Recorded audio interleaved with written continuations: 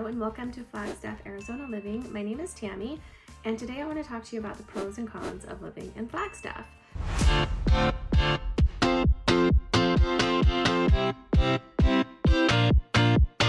The first thing I want to tell you is that I asked my teenage children, they're 13 and 18, the ones living at home. I also have a 20-year-old, and I asked them, what do you think the best thing about living in Flagstaff is? And they replied, the homeless people here are so nice.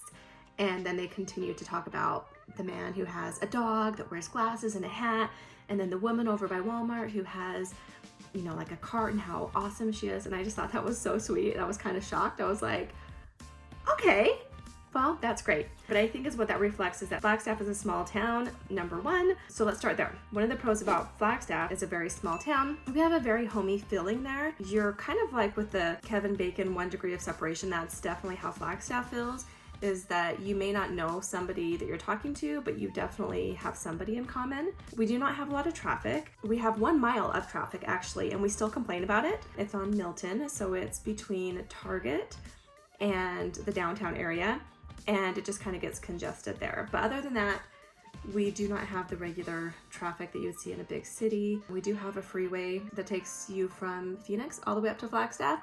It's called the I-17, and then the I-40 runs east and west. So it'll take you all the way out to California or back to New Mexico, whichever direction you want to go. I would say we have that friendliness that comes with a small town, and I always say be careful with road rage because, you know, maybe you're working with that person, or my husband's a dentist and I think, what if that was his patient that he just got really mad at? So I always say, you know, be careful because it is a small town. All right, so the second pro, I believe, is our outdoor living lifestyle.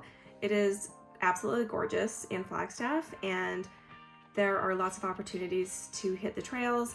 There's biking, running, and walking, and you can go up and down hills in the forest, or you can just go around your neighborhood on the urban trails. We have, of course, in the wintertime, we have snowboarding and skiing. We do have some lakes nearby, some rivers nearby, where you can take your kayaks, your paddleboard. We're 2 hours from Lake Powell, so that's a great place for people to go boating. And I would say the third pro is our location. So even though we're a small town and we are a little bit remote, we're only 2 hours from Phoenix. We are 30 miles from Sedona. We're an hour from the Grand Canyon, and like I said, 2 hours from Lake Powell.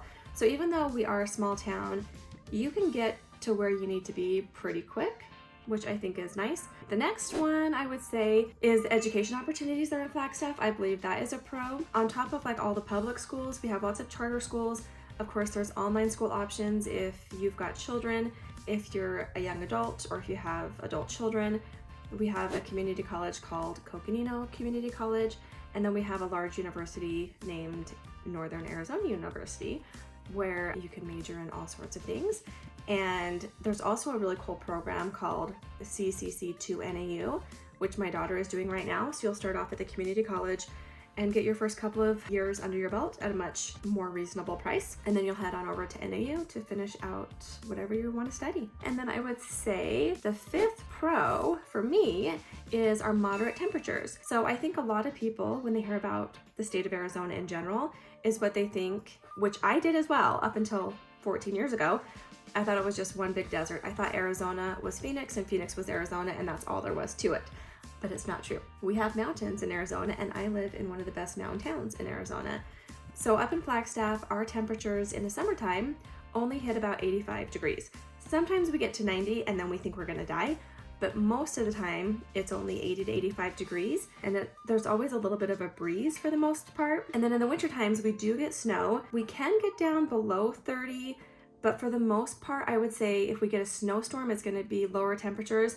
And then within a few days, the temps rise back up into the 50s and all the snow starts to melt pretty quickly. So I would say we get our first snowfall in the middle of November, but we get the majority of our snowfall in late January, February, and March. So typically, if you go out of town for spring break around March 15th, when you come home, you will have missed a snowstorm. And it will be towards like the latter end of our winter time that there's always a snowstorm over spring break. Guaranteed. So I just feel like it's never really too hot and it's never really too cold. That being said, I buy a new pair of UGG boots at least once a year because I want to keep my feet nice and toasty. But yeah, in the summer times, it's always pretty bearable.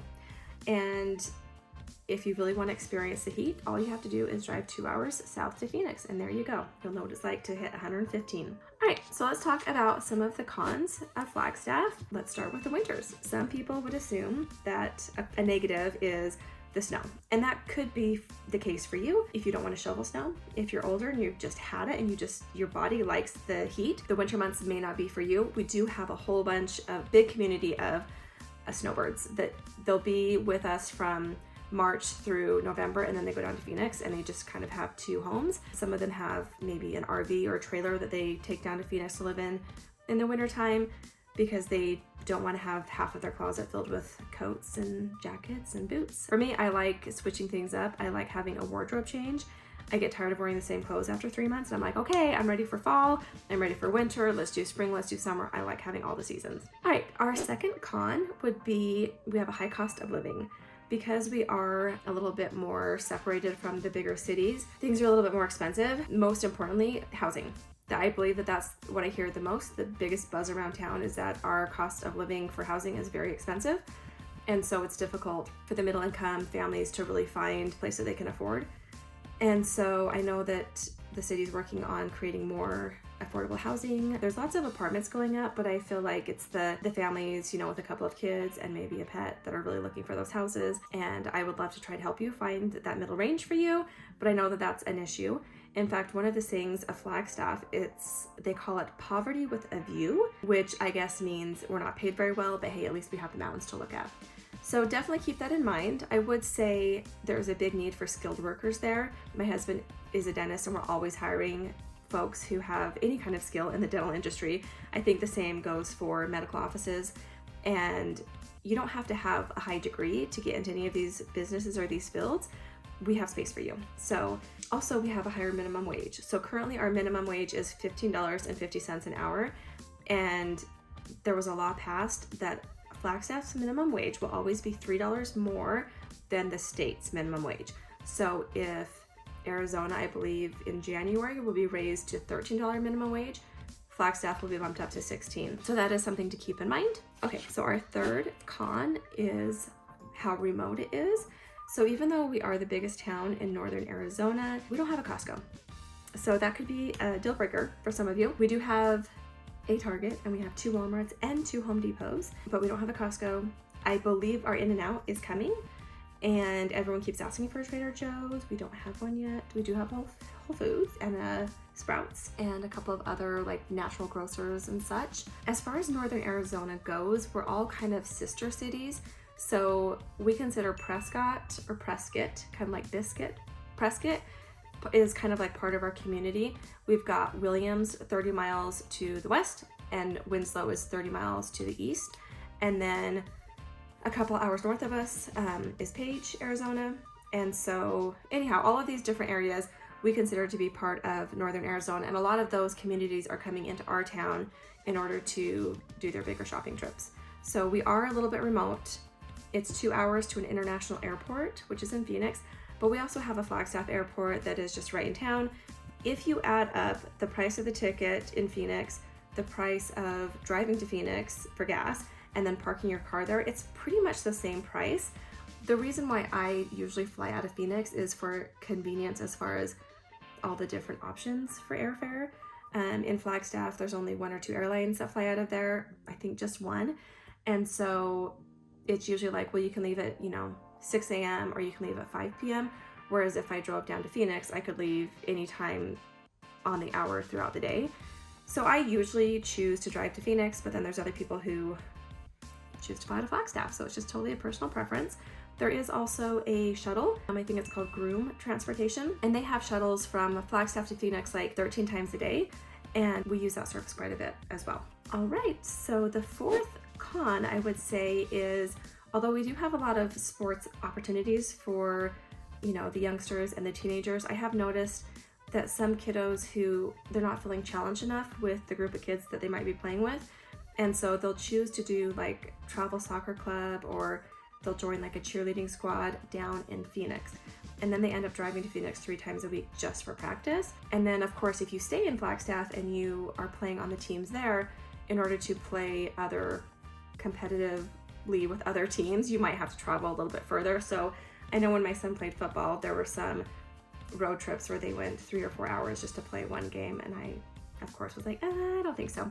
But whenever it's within a couple of hours, I would always make sure I was there. And then our fifth con would be that we do have forest fires. It's not every summer, but probably every summer we're gonna have one fire. It doesn't mean it's gonna get out of control and be huge and enormous, but we've definitely had a few. I have lived in Flagstaff for 13 years. We've definitely had a few forest fires that have been kind of scary, and a lot of neighborhoods have been evacuated.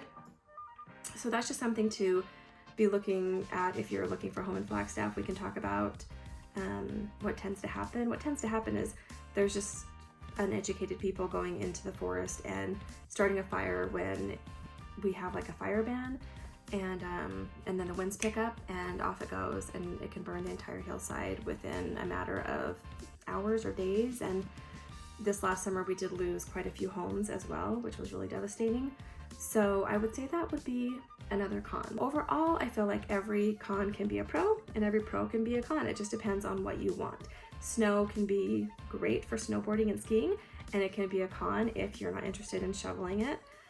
Another interesting thing about our snow is that on the roads, they put out cinder rock.